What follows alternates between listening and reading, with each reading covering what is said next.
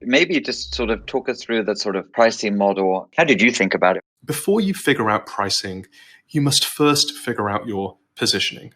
And as we just concluded, Superhuman is a premium tool for a premium market. And what follows is a relatively easy way to get a pretty accurate answer of what would make for a decent price. Now, in the book, he covers lots of ways to develop pricing. We used one of the easiest methods, which is the Van Westendorp price sensitivity meter. So in late 2015, we asked north of 100 of our earliest users the following questions.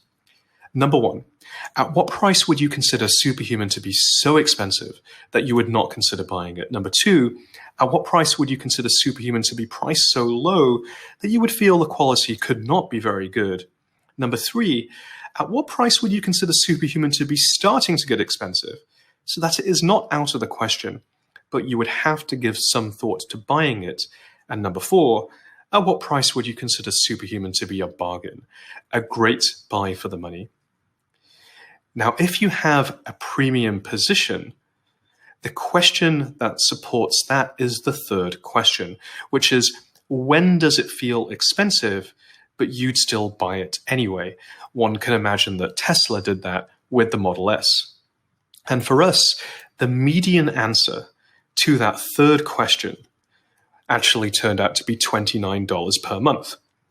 And then a few conversations with some pricing experts later, and we rounded up to $30 per month. Because when you end a price in the number 9, that doesn't signal quality, that actually signals value. And we're all about signaling quality. So that's how we picked our price. But for most Silicon Valley companies, they're not actually positioning like a premium tool or a premium piece of software. They're mostly positioning as value for money. And that's because most Silicon Valley companies are trying to expand their user base as rapidly as possible, leaving pricing optimization till later. And so most Silicon Valley companies would optimize around the median answer to the fourth question, which is at what price would you consider this product to be a bargain or a great buy for the money? So that's how I would advise folks figure out a first answer to their price.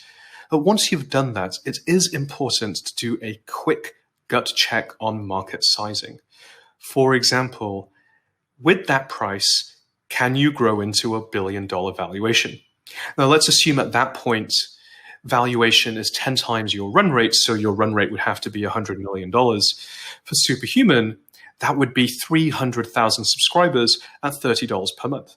And that's conservatively assuming no other ways to increase revenue per user, for example, without building new products or going further up market.